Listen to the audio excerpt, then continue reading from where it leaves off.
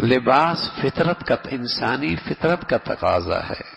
اس لیے کہ شرم و حیا اللہ نے انسانی فطرت میں رکھا ہے، اور عورت میں مرد کے مقابلے میں یہ دولت زیادہ ہوتی ہے۔ بدفطرت جب آدمی کی زندگی میں بڑھتی ہے تو لباس بھی گھٹنے لگتا ہے۔ تو ایک مخلوق تو وہ ہے کہ جو لباس کا بوجھ ہی محسوس اسے برداشت نہیں ہے، چھوٹا باریک برداشت۔ اور اب ایک بڑا طبقہ ایسا ہے بدقسمتی سے، مغربی نظام تعلیم اور اس ماحول کا اثر ہے، اور مغربی ذرائع ابلاغ سے مستقل رابطہ اور تعلق اور اس سے انسیت ہے کہ ان کے ہاں بھی لباس ایک مصیبت بننے لگ گئی۔ پہلے مشرقی بچیاں ایسا لباس نہیں پہنتی تھی، اور مشرقی گھروں میں ایسا لباس نہیں پہنا جاتا تھا، لیکن آہستہ آہستہ جس ماحولوں میں وہ بچیاں جاتی ہیں اور جو گھر مختلف اسکرینوں پر ان کے زندگیوں میں چیزیں دکھائی جاتی ہیں اور مسلسل وہ اس قسم کی چیزیں دیکھتی رہتی ہیں، تو اس کا اثر ان کے جسم کے لباس پہ آ گیا۔ اب بس اوقات مشرقی اور مغربی بچیوں کے لباس میں فرق ختم ہو گیا، مسلمانوں میں اور غیر مسلم بچیوں کے درمیان فرق لباس کا ختم ہوتا چلا جا رہا، پتہ نہیں چلتا یہ ہندوؤں کی بچی ہے، مسلمانوں کی بچی ہے، عیسائیوں کی بچی ہے، مسلمانوں کی بچی ہے۔ اس نظام تعلیم اور اس ماحول کا یہ اثر ہے جو بچپن میں اس بچی کی زندگی میں آتا ہے، اور پھر وہ جو چیزیں دیکھتی رہتی ہے، ظاہر ہے نیٹ پہ بیٹھی ہے، فیس بک پہ بیٹھی ہے، اس نے ڈرامے دیکھنے ہیں، اس نے گندگیاں دیکھنی ہیں، وہ ایک تہذیب سکھا رہے ہوتے ہیں، وہ ایک زندگی سکھا رہے ہوتے ہیں، وہ ایک معاشرت انہیں دے رہے ہوتے ہیں جو ان کے اندر خون کی طرح سرایت کر جاتی ہے، اور پھر وہ چیز جب ان کی زندگی پھر بڑے منع بھی کریں تو کہتے ہیں بڑے پاگل ہیں، دور کون سا ہے اور بڑے کیسے باتیں کر رہے ہیں۔ غلطی بڑوں کی یہ ہوتی ہے کہ پہلے تو وہ گندگی ان کے اندر ڈالنے کے لیے ماحول مہیا کیا جاتا ہے، وہ زہر یہ اندر لے لیتی ہیں، پھر اگر منع بھی کریں تو کہتے ہیں ماں باپ بیوقوف ہیں، زمانہ کہاں سے کہاں پہنچ چکا ہے اور یہ پرانی باتیں کر رہے ہیں۔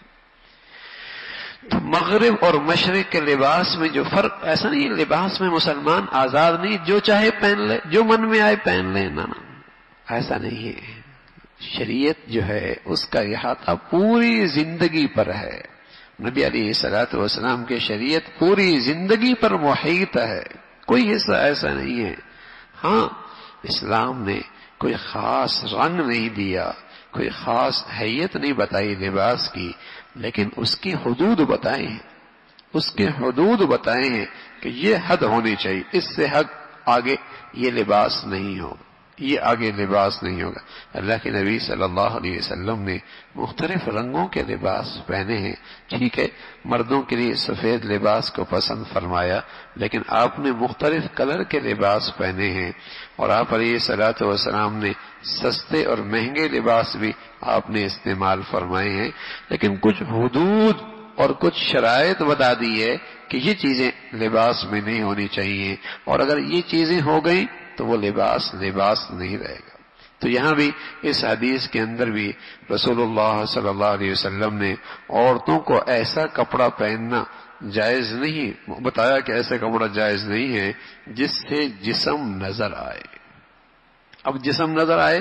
مختصر اتنا ہے کہ اس کے بازو کھلی ہوئی ہے، اس کا گردن کھلی ہوئی ہے، اس کا سینہ نظر آ رہا ہے، یا اتنا چست ہے کہ جسم کی ساری جینز پہنی ہوئی ہے اور یہ عام ہوتا چلا جاتا، اس کی ساری حیت نظر آ رہی ہے، یا اتنا باریک ہے کہ اندر اس کا سارا جسم جل گیا۔ بے دین لوگ دنیا کے چند مفادات کے لیے جس انداز سے تشہیر کی جاتی ہے لباس کی، تو وہ کون سا لباس اور کس انداز کا لباس انہیں پہنا ہوتا ہے؟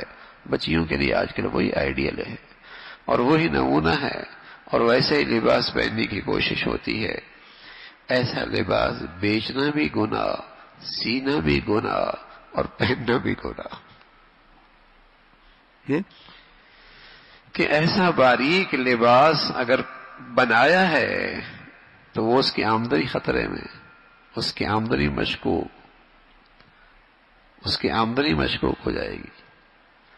تو یہ بے لباسی آہستہ آہستہ مشرقی ماحول کے اندر بھی اور مسلمانوں کے ماحول کے اندر بھی بڑھتی چلی جا رہی ہے. رسول اللہ صلی اللہ علیہ وسلم نے یہاں تلقین فرمائی ہے کہ ایسا لباس نہ پہنا جائے جس سے جسم نظر آتا ہو.